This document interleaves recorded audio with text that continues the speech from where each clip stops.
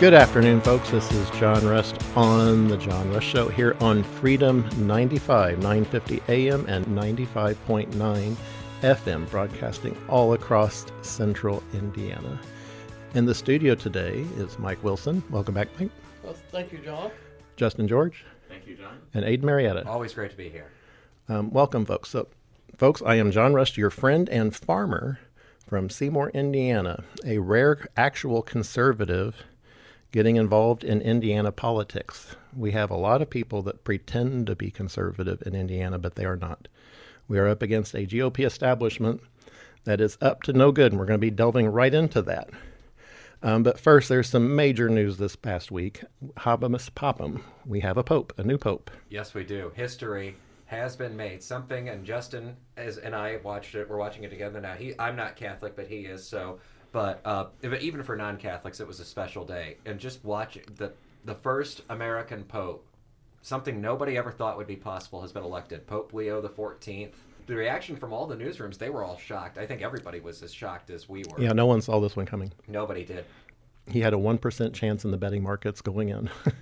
I don't usually do the betting markets, but but when he came out right from the balcony, it was really a surreal moment to see an American come up as the head of the Catholic Church. Yeah, and my hope is that I wish him so much of the best. And I think what he seems to be aiming to do, what looks like he's off to a start so far, is uniting the church together. And I think that's important. Very important. I was listening to Casey Daniels on the Kendall and Casey show this week, and she brought out a wonderful quote. Thank you, Casey, for finding this, from Leo the 13th. The fact that God has given the earth for the use and enjoyment of the whole human race can in no way be a bar to the owning of private property. Pope Leo the 14th, the new pope, named himself after Leo the 13th, and we are hoping that this is a sign that he is aligning with that conservative pope in the past. So, Yep. But it's a great sign that this pope, or the Pope the 13th, was talking about the rights of private property, something here in Indiana that is being brushed aside, unbelievably, by the Indiana GOP. And I just think that's crazy to even say that, but it's the truth. Look at what is happening with property taxes. Property taxes are really you paying rent on property you paid for to the government just to stay on the property you paid for. We have to have real property tax reform in Indiana because we all see what these assessments are coming in at. My own personal view is assessments need to be changed, and it needs to be at the price you paid. It should not be going up every year. The price you paid should be what the rate is set at, because you cannot tax unrealized gains. And that's exactly what Indiana is doing by raising your property values every year. They are making you pay higher and higher property taxes, and they have this $300 rebate this past year that's coming in. But it in no way makes up for how much your property taxes are really going up, because the local assessors are just juicing these rates on what your property is worth. In a lot of cases, more than what you could really actually ever sell it for. It is absolutely wrong. Private property is where we are today, but not in Indiana.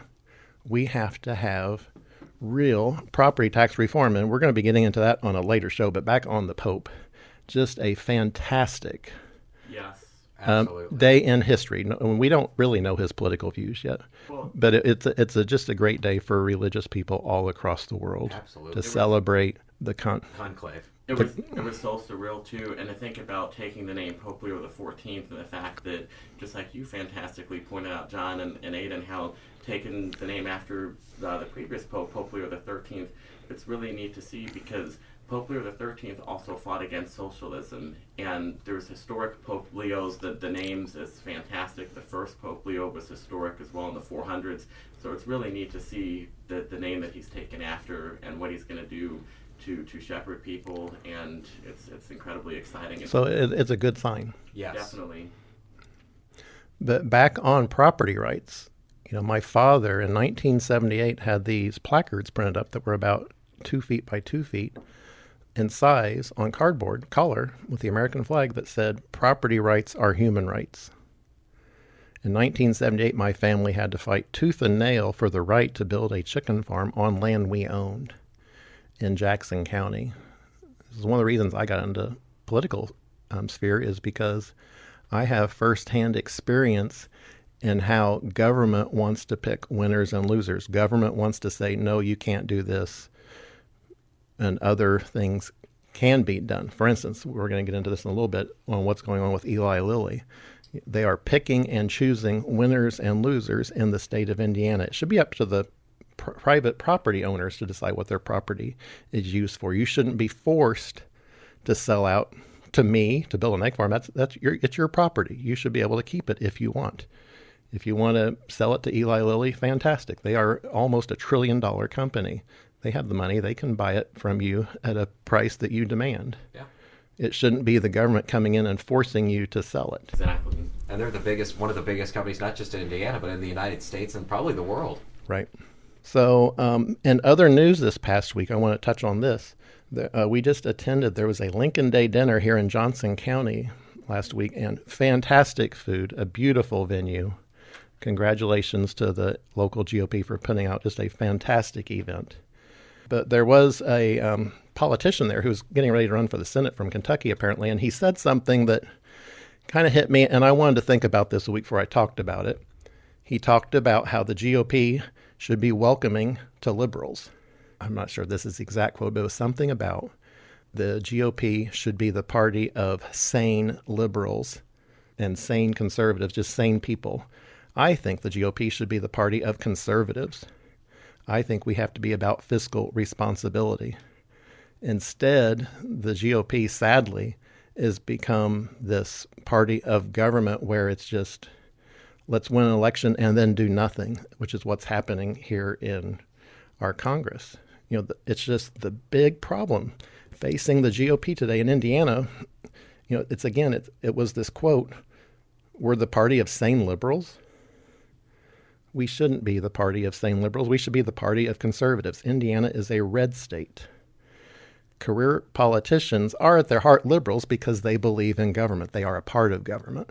You can't be a career politician and be a true conservative. I mean, there are just so few. Thomas Massey, Chip Roy, there's a few out there, but I mean, it's less than 1% of the politicians in Washington, I would say, are true conservatives. Exactly. Most of them are like Todd Young and Jim Banks, where they're pretend conservatives, but they vote liberal ways. Just look at the national debt. When Todd Young and Jim Banks, how they both voted, the national debt per taxpayer was $170,000 per debt when both of those guys were sworn into Congress in 2017. Today, it is over $323,000 per taxpayer. And both Jim Banks and Todd Young just recently voted for trillions of dollars more in new government debt. We need economic conservatives who know how to balance an account book in D.C., and they certainly do not. They refuse to do any meaningful cuts. They talk about, we'll cut in the future, but they never actually do any cutting. So back to how this relates to Indiana and property taxes. What's happened is we had this quote-unquote property tax reform, which the GOP is advertising as a property tax cut, but that's baloney. We are actually having an increase in taxes because of the assessments, and the Indiana GOP and Governor Braun, unfortunately, just signed this, now increases local income taxes. They talked about, how it raised the top rates they could tax, but a lot of local entities just did not even tax at all. Now they are, because they've discovered they can. And they are taxing at, the rates are sometimes double what they were previously. This is from Daniel O'Leary. Local option income tax increases are now a foregone conclusion. Hoosier wage earners and pensioners' net pay will soon get smaller. And how this relates is what happened right here in Franklin. Franklin Council adopts a wheel and excise taxes in response to new law. If Johnson County retains its wheel and excise taxes, Franklin residents may be taxed from both the county and the city. This is because certain language preventing double taxes was removed from the law before it was passed by the Indiana General Assembly, said Lynn Gray, city attorney. She mostly referred to it as a layered tax, similar to property taxes. So what's happening is one of these new local taxes forced on Hoosiers by, if you all remember, Carlin, the charlatan yodeler, when he was in the state Senate, voted for 92 of these local income taxes. We have to have, conservatives, folks. Why can't we have conservatives running in the Republican Party? Why do we get all these lobbyists like Yodeler and these career politicians who say one thing and do the exact opposite? It's a mess. Pathetic. Complete mess. Pathetic. Well, and it's back to picking winners and losers. The Indiana Economic Development Foundation has poured more than $13 million into travel, administrative, and other expenses across 6 years, according to an audited financial report released Thursday by Governor Mike Braun's orders. What is going on at the IEDC? And well, who's paying for that? $13 million in travel? And that was before the toll roads are coming. Imagine what they're going to get when we have to pay the toll on I-65 and 465 coming up. Ugh. This is why I am bringing this up, folks. I want to be the flashlight and raise the curtain on what's going on both here in Indiana and in Washington, D.C. So, folks, when we get back, we'll get right back into this. This is John Rust on The John Rust Show.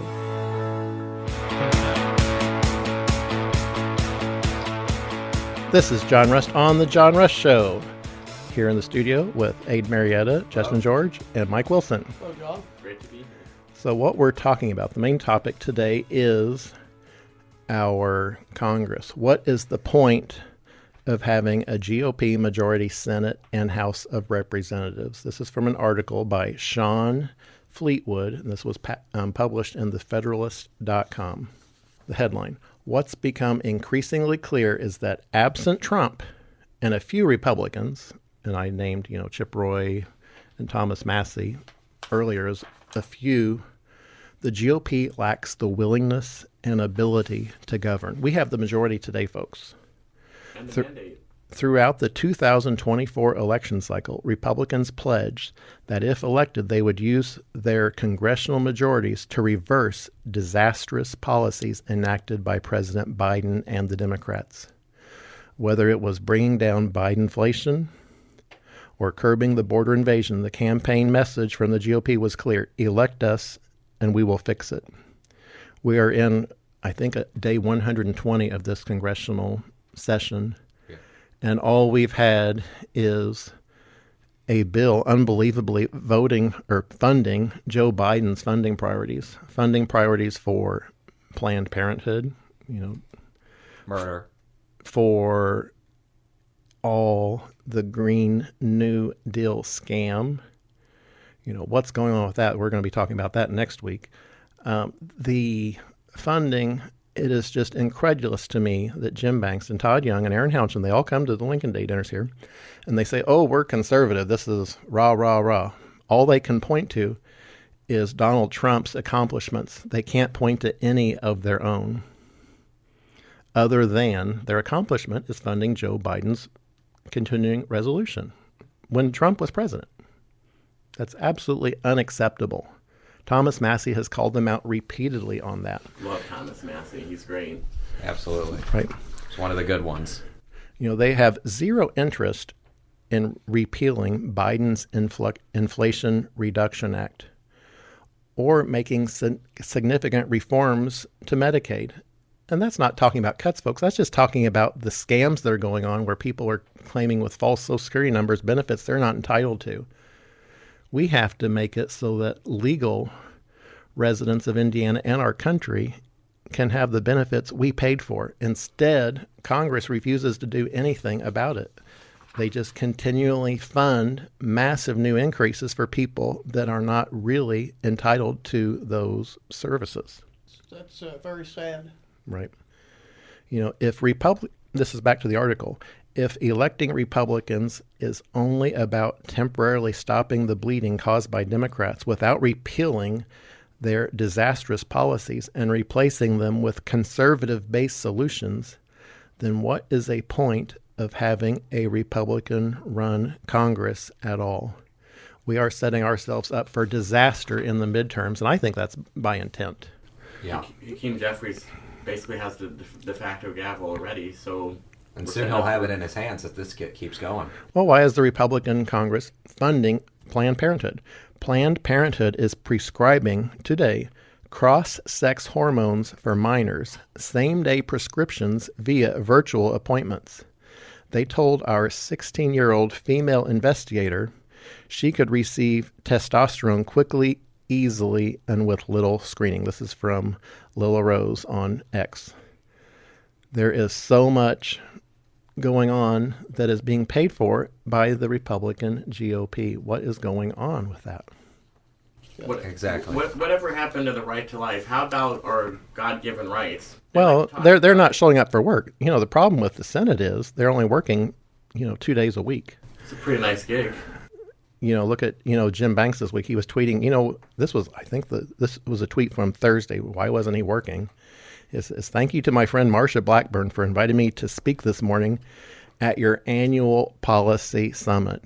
We should be in Washington cutting government spending, cutting taxes, reforming the government to conservative ideals rather than just flapping your jaws about it at some seminar somewhere. President Trump has almost working 24 hours a day since he was sworn in, and the Republican Congress has only worked with 25 of the 115 days. Yeah. Very low. They almost don't show up at all. Or if they don't show up at all, in the case of Jim Banks, last time I checked, he missed 30% of the votes. And I would just add, Marsha Blackburn's not doing her job either, and she's possibly going to ask for a promotion to be governor, which she should not go even anywhere near that. And I'll just say right now, she would be a continuation of the horrible policies under Rhino Governor Bill Lee of Tennessee. She's just going to continue to perpetuate that if she's governor. But that's how it works with these career politicians. They love to talk. And going back to the right to life thing, nothing makes me more frustrated as a young conservative than seeing the fact that these so-called Republicans, I say that with air quotes, they don't care about the right to life and that each of us are made in the image of God. That they could care less about. They could care less about that. Well, and then specifically the continuing resolution in 2023 that Jim Banks skipped the vote for, that Aaron Hounchin voted for, had actual funding for abortion clinics in it. Pure and simple. Actual funding. And you can go to the bill and you can see what... And they claim to be pro-life here in Indiana. Exactly. Pro-life in name only. It's say one thing when you're at a Lincoln Day dinner, and it's vote the exact opposite in D.C. And this is from Guy Benson on X. He says he's hearing fresh rumblings that some in the House GOP are going to push for tax increases in the version of the big, beautiful bill.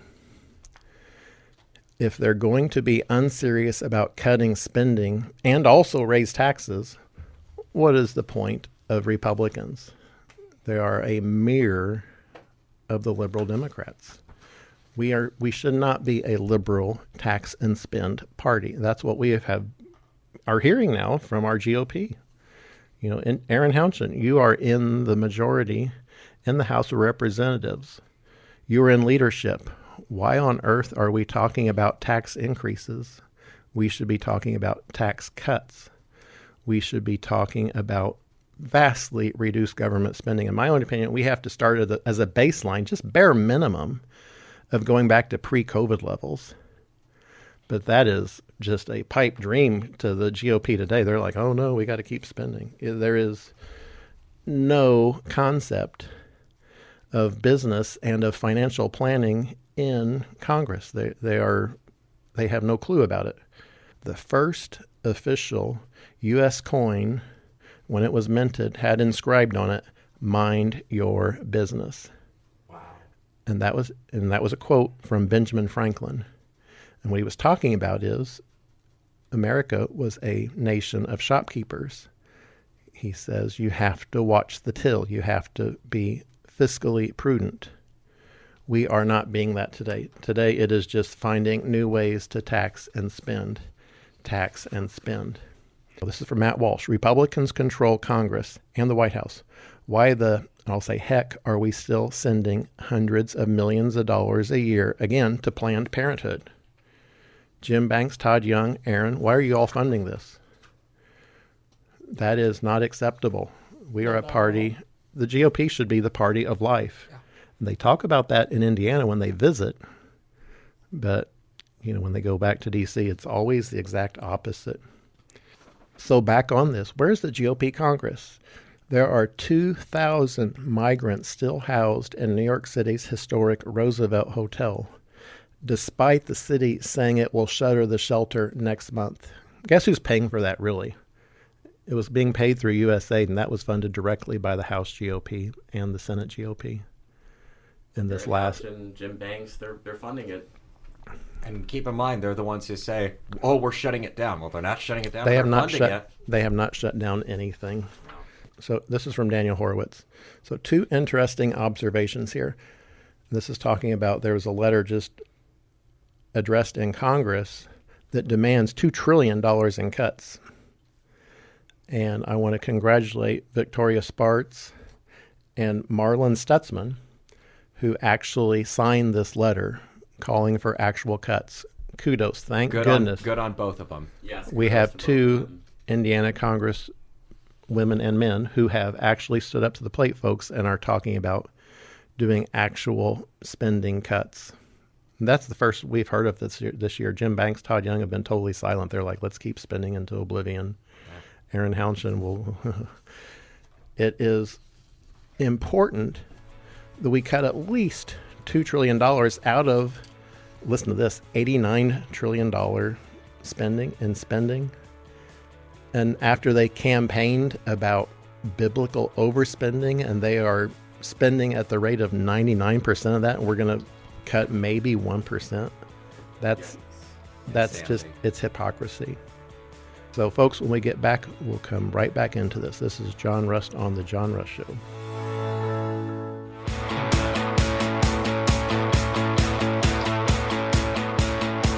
Welcome back, folks. This is John Rust on The John Rust Show. In other news this past week, President Trump's nominee for U.S. Attorney for D.C., Ed Martin, faced the GOP establishment led by Jim Banks, Todd Young, and it fell apart.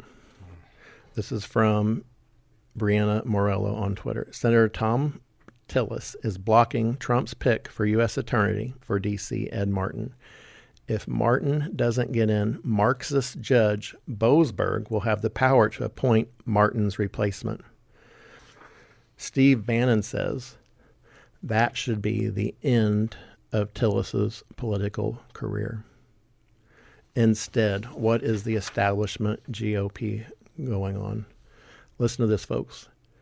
Tillis actually voted to confirm Merrick Garland. Tillis continues to work his, butt off against Trump's agenda. And they are all behind the scenes doing this. I think he's the one that just, drew the short straw and said, okay, who are we going to use to stop Trump from actually getting the people he wants in office? Thune suggested that as long as Tillis is a member of the Judiciary Committee, the nomination is unlikely to advance in the Senate. This is what Thom Tillis had to say about this directly. If Mr. Martin was being put up for U.S. Attorney in any other district other than where January 6th happened, I would support him. What kind of logic is that? That's corrupted logic. That sounds like a word salad to me. He admits the man is qualified, just not for that district where he might actually hold powerful people accountable. That's not principle, that's protection. That's not law and order, that's political obedience. That's from Real PDB123 on X. Fantastic points. We have to ask, who is in his ear and why? That's what everyone should figure out. They are all hiding something. Why wasn't Tillis removed from that committee so that the nomination could go forward? Republicans have a strong majority in the Senate. Trump won. His nominees deserve GOP votes. But instead, the Republican Senate is controlled by the enemy. We have the majority, but they refuse to do anything. Tillis is blocking Ed Martin, which means that the lawless judge Boasberg will have total power to appoint Martin's replacement. This means more lawfare against Trump, and I think that's the real agenda. And what I'm talking about on this judge appointing the replacement, this is in federal law. It's U.S. Code 546 on vacancies. If an appointment expires under subsection C2, the district court for such district may appoint a United States attorney to serve until the vacancy is filled. The U.S. Senate is walking away from doing anything about what Trump is really wanting to do. Instead, they are allowing this federal judge to appoint the successor rather than President Trump. This is a big, big deal. Thom Tillis, he voted for President Biden's appointments. He voted for Anthony Blinken. He voted for Janet Yellen. He voted for Lloyd Austin, Merrick Garland, Pete Buttigieg, and Gina Raimondo. He voted for all those, but he won't vote for one of President Trump's appointees. This is a quote from Thom Tillis. Merrick Garland has an outstanding record serving our country and has a deep understanding of the law. His experience reflects his extensive legal knowledge and unbiased application of the law. Baloney. I'm using a polite term there, folks. So that probably means that he wanted to confirm him when he was Barack Obama's nominee for the Supreme Court. Well, this is from Daniel Horowitz. This is what's really going on behind the scenes, folks. For years, Thom Tillis has worked assiduously to get repeat drug offender and trafficker and gangbangers released from prison. Similar to Todd Young and Jim Banks, who both voted for the First Step Act, which released drug dealers from prison early, including fentanyl dealers. Where are we at when these people that are so soft on crime won't let President Trump appoint someone who will actually go after criminals? If you do the crime, you have to do the time. It's pure and simple. And we have to remember also, Thom Tillis was the guy behind Hegseth's ex-sister-in-law last-minute hit on him. If you recall, this was back in January 28th of this year. They say that Thom Tillis is the one who was actually trying to sink Hegseth's nomination, who Trump appointed to be Secretary of Defense. And Todd Young and Jim Banks said, oh yeah, we support him. But what was really going on behind the scenes? They actually were trying to stop President Trump from getting that nomination. And I would just point out that Thom Tillis has primary challengers, two of them. One of them's named Don Brown, another is named Andy Nilsen. And Thom Tillis has the endorsement, I just might add, of Jim Banks. Well, folks, this everything about Jim Banks, you just think, oh, he can't go any lower. Guess what he did? This is a list of Republican senators who recently held a fundraiser to kick off North Carolina GOP Senator Thom Tillis's 2026 campaign. Headliner number 1, Jim Banks. Of course. Guess who else? Lisa Murkowski. That's the one from Alaska. Sounds about right. And Jim Lankford. The one who came with the amnesty bill. Yes. Well, and that makes sense with Banks because Banks is calling for an influx of immigrants, according to the Atlantic magazine. Why do we get these politicians? It's the establishment, folks. They are all in it for themselves, not for President Trump, not for Hoosiers. They are only in it for their own careers. So Jim Banks is going to fight tooth and nail for Thom Tillis over anyone that's really a conservative going against him. Jim Banks, he pretends to be conservative. And I don't understand that in Indiana. I mean, you see people saying, oh, he's so conservative. Yeah, he talks conservative. Yeah, it's real but he votes liberal. It's real conservative to go against pro-life, isn't it, Jim Banks? Well, and look what he did on just voting for $5 trillion in new debt just a couple of weeks ago again. Oh. So back to the Senate not doing their job. Well, Jim Banks is out talking at a seminar somewhere. The U.S. Senate is doing nothing on open federal judge positions. Did you know there are 46 currently open federal judge positions? And leader John Thune and Jim Banks, they are just letting the clock run as Democrat activist judges block Trump's agenda. There are 46 open federal judges, and the U.S. Senate has done nothing to get any of Trump's nominees passed. They are just sitting on the sidelines. They're watching the clock tick. How come Democrats were able to get activist judges confirmed with speed after the election with President Biden in 2021? They were just zipped through. We're at 125 days, and you've not even heard of any Senate hearings on any judges. You haven't even heard a word about it. What Republicans have confirmed? Zero. Zip. Not one. Speaker Johnson addressed this recently. He said judicial impeachments are never off the table. but they're never on the table either. They're put them on the table. Right. It's always talk, never ever action. This is from the Indy Oracle on Twitter. By keeping district courts in the constitutional lane, there is no reference to district courts in the United States Constitution. None. They are a fabrication of the United States Congress, mostly to provide a way of deflecting blame away from Congress for unpopular decisions.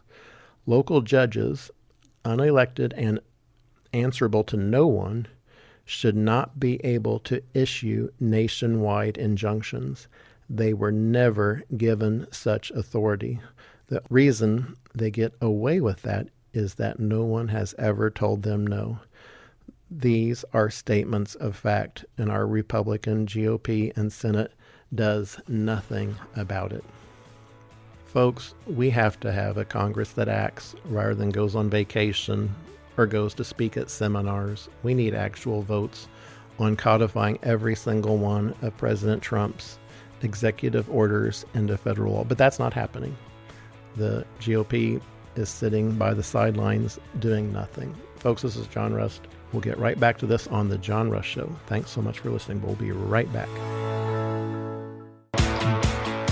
Welcome back, folks. This is John Rust on The John Rust Show. I was talking about Thom Tillis and these federal judges and U.S. senators who are doing nothing.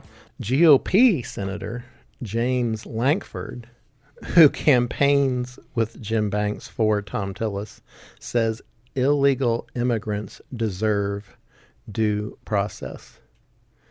They didn't take due process or apply for due process when they came here. Do you know that President Eisenhower removed 1.5 million illegal immigrants, and there is not one record of that being quote-unquote lawfare back then? It's because people like Jim Banks, who want an influx of immigrants, are working behind the scenes to actually stop President Trump. Yes, they say one thing totally different when they're at a Lincoln Day dinner here or on their Twitter account. It's totally opposite. But the action, and the action always speaks louder than words. Look at what the U.S. Senate has done. Zip, zilch, nada. You know what they just did this past Thursday? Congress recessed and went on another 4-day vacation after they just had a 2-week vacation. So they worked 2 days after being off for 2 weeks and then decide, oh, we're going on vacation again. Well, President Trump and his cabinet, they're still working every day. President Trump, he's getting wore down by this. It's hard to see how he has to carry the weight of everything, how the federal GOP has just done nothing. They are sitting there like bumps on a log. They tweet about it. This is Jim Banks. At Senate Democrats, do you also oppose the deportation of this depraved illegal alien? What I would just ask, what about your remarks on Atlantic Magazine's, to the Atlanta Magazine, Senator, when you called for an influx of immigration? Yeah. And how about the vote record going back from your time in the House and that you voted for these things? It's out there. It's all talk. It's all tweets and zero action. The Senate Republicans are sabotaging the America First agenda. They seem to be choosing and ignoring the mandates we issued on Election Day. These same rhinos would prefer to go back to the days of corruption. It's not happening. We need to send a clear message to the Republicans who are purposely ignoring the voters. Where are you, leader John Thune? Where are you, Jim Banks? Where are you, Todd Young? Why are we sitting here 125 days into this session and nothing has happened? Why does it take Elon Musk having to do everything? Elon Musk revealed that Doge has discovered 100,000 federal workers who applied for and received unemployment benefits while they were working. That's called fraud. They need to be arrested. Arrested, pure and simple. That's fraud. Which is a crime. Exactly. There needs to be consequences. But the GOP House and Senate sits there and does absolutely nothing. In my whole life, I've never seen a Senate leader who was so silent. When the Democrats were in control of the majority, they were always in the media and promoting their agenda, despite the fact that it was destroying the United States of America. I can remember Schumer going on TV all the time. Well, they go on TV, but they don't.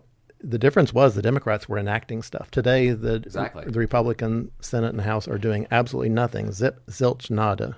When the Democrats are in power at the Senate, the House, or even at the state levels across the country, they always get their agenda done. When the Republicans are in power, with a few exceptions, they like to talk. Well, President Trump, God love him, he's going to reopen Alcatraz. I saw that. And I think that's great. Who should go in there first? They should just fill it up with the career politicians. Put them all in there. Let's go. Let's do it. Anyone that voted for a debt increase needs to go to Alcatraz, in my opinion. If you can't cut spending, you should not be in Congress or the Senate, period.